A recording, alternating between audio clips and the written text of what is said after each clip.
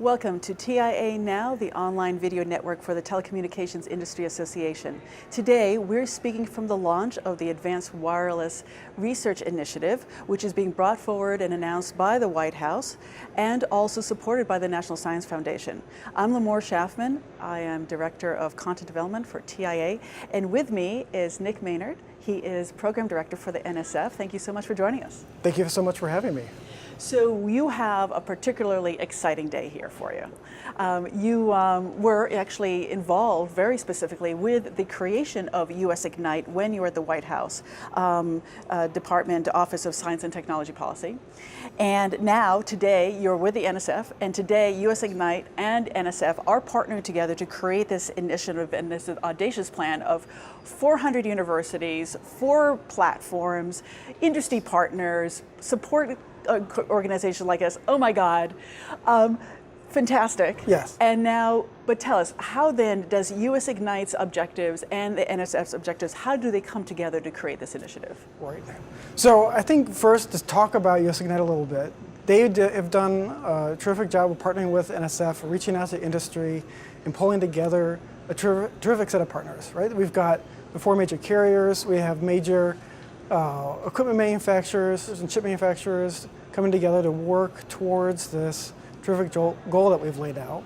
US Ignite, when we were talking about it 5 years ago to develop this capability within the country, right, to really bring together, just as you said, communities, industry, universities, as well as federal agencies. Right? How do we work together from the bottoms up to create the next generation of networks, to create the next generation of applications, and the next generation of city services? And I think that what we had seen up until that point was amazing work by individual cities, right? You saw Chattanooga, Kansas City, Lafayette, many others, creating next-gen gigabit networks, and not always necessarily knowing, well, what do I do with it now that I've got it, right? You had, there was an article of a reporter going down to Kansas City and saying, well, what are you doing with a gigabit now that you have it to your home? And they said, well, I've got 7 YouTube videos going simultaneously right now, and nobody needs that many cat videos, right? So how do we think more comprehensively about how these networks can really support and benefit these communities? So this is really an extension, the announcement today is an extension of that vision, right? Creating a way for these cities, whether it's a gigabit fiber network or a gigabit wireless network, how do I create affordable access for my residents, for my businesses, for my schools and hospitals? How do we open it up so that universities, startups, industry can come and test drive at a city scale level the next generation of technologies, things like virtual reality, Internet of Things, smart cities. All these things are going to drive huge changes in the network, and having a citywide testbed is going to enable rapid development and deployment of those technologies. Now, one of the things that's happening is that you are bringing together universities, cities, industry, and organizations, and not all of these play really well together. There really are silos, and they think very differently, and you're asking them to actually work together in a seamless way, creating a seamless network platform for each one of these 4 cities that are going to be chosen. How are you making that work? What has happened thus far, and how are you going to anticipate making it work in the future? I mean, what kind of level of communications do you have to have? How do you make it work? Right. No, that's a terrific question. So we've been working on this idea at NSF for over a year, putting together just the basic concept of what are we trying to accomplish here? What are the goals? What are the technology areas we want to focus on? And during the course of that year, we've really been going through a listening tour of industry and other stakeholders to say, here's a broad idea, here's what we're hoping to accomplish, what do you think of it, right? And what we've done is gone through multiple iterations. So what you're seeing today is the announcement from NSF, but really incorporates the ideas and expertise from across the industry. And I think that's really important, right? And getting them buy-in, getting them to have a stake in the success of that effort, right? And I think too, having NSF be the catalyst there over the long term is really important. Saying, look, we're putting $400 million in, not just this year, but over the next 7 years. Right? This is not something that we're going to talk about this week and then it disappears down a rabbit hole. But this is something that we're committed to for the long term. And I think that going through that process of saying to the cities and their partners, here's an opportunity for you to host one of the 4 research platforms.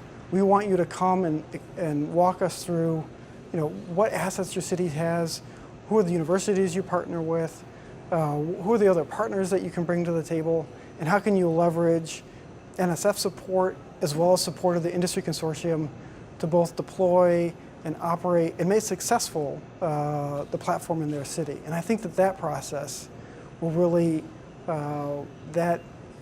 competition, right? That friendly competition between the cities will really help drive them to work together and their local stakeholders.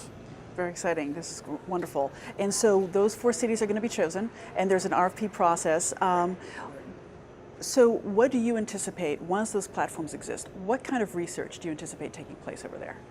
That's a great question. So I think that there are a wide range of technology areas that NSF has highlighted in the announcement today. So we have things like the dynamic spectrum sharing, we have things like millimeter wave, we have white spaces.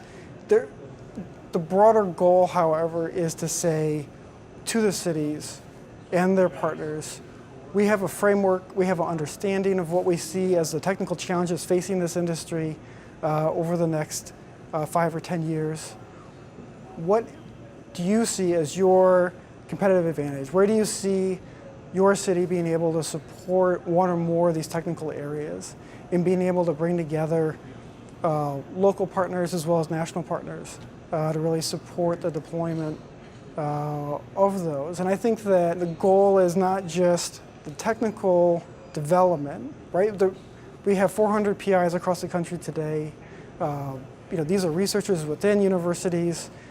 And what we're trying to do is bring some structure and some form to what they're doing and also help them move through that valley of death, right? There's lots of amazing work going on every day in these labs and making that transition, right? We talk about it all the time. Making that transition out of the lab and into the marketplace is incredibly difficult. And the goal of these platforms is to streamline that process, make it really easy for a student, a startup, a big company, anybody to come, take their idea and really test drive it and demonstrate the value of what they're creating.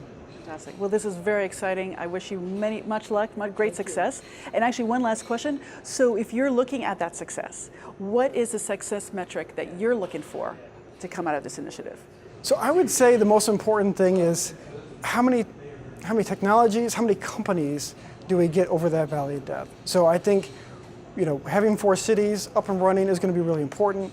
We may see other cities take this same approach, even if they aren't selected by NSF, and build out their own capabilities. So my metric for success is really having as many cities as possible working together to develop these technologies, and then seeing as many startups as we can bridging that valley of death to the marketplace. Wonderful. Well, best of success to you. Thank you. And thank you so much for being here. And thank you for watching. Please join us at tianow.org for other videos. And so long.